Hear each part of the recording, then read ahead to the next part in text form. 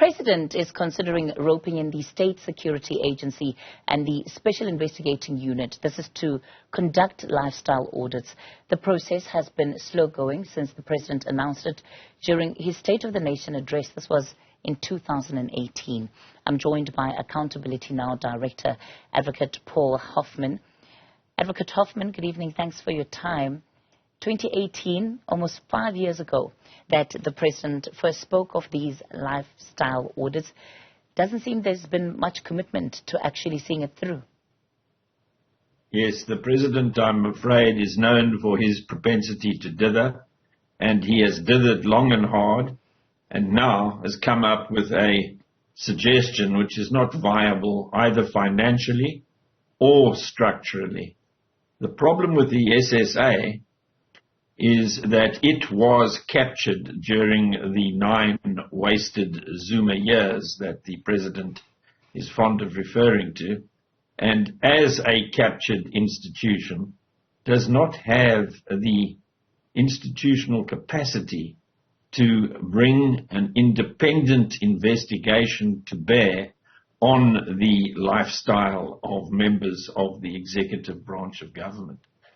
There's already legislation that puts the Office of the Public Protector in charge of the ethics of the executive branch of government at national and provincial level, and why the Public Protector should not be given this job by way of a small amendment of the relevant legislation, if necessary, just beats understanding. It really is strange that the SSA should be roped in.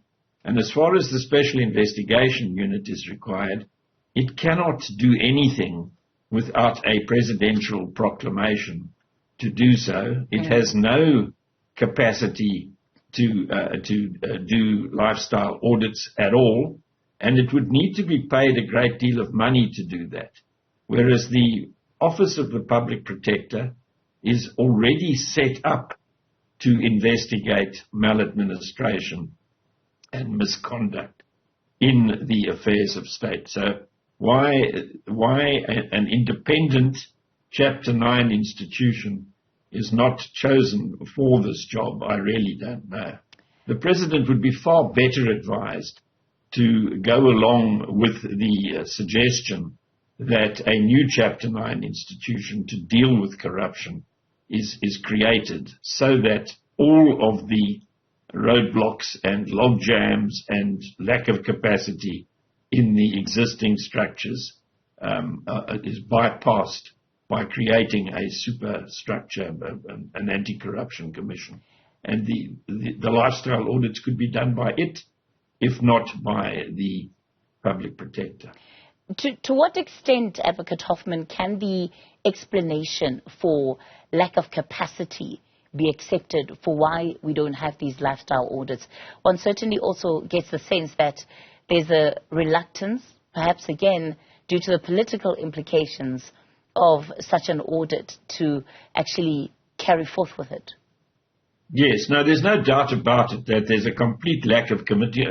There's lip services paid to reforms that address corruption, and obviously lifestyle audits are a primary way of finding out why it is that a particular member of the executive lives in a house that is worth 37 million rands and has never done any job in his entire life that would suggest that he could amass 37 million rand to pay for such a house. Now that sort of red flag exists in so many corners of the executive already that the President fears what might happen if proper lifestyle audits are conducted. SARS have been conducting lifestyle audits in respect of taxpayers for many years very effectively, and have managed to collect a lot of taxes that would otherwise have been avoided, because a lifestyle audit is such a clear way seeking explanations for unexplained wealth. Now, when it comes to the executive, the lack of political will is attributable to the fact that too many members of the existing executive have been named and shamed in the Zondo Commission report, and instead of getting a clean institution with the necessary independence to do the lifestyle audits, the President picks on the State Security Agency, which has been thoroughly discredited by the Zondo Commission report. It was repurposed for the benefit of Jacob Zuma and his cronies. And as for the SIU, it does not move an inch unless the President gives it a proclamation to move, and it has no capacity at all in the Criminal Justice Administration. It's meant to recover, by way of civil proceedings, the loot of state capture and other misfeasance and malfeasance. And it is crying that it is not getting paid for what it has been doing. When it investigates a Department of State, it is required to debit the Department of State for its investigation, and the Departments of State simply don't pay the bill when they've been investigated and exposed as tenderpreneurs or as guilty of some form of corruption.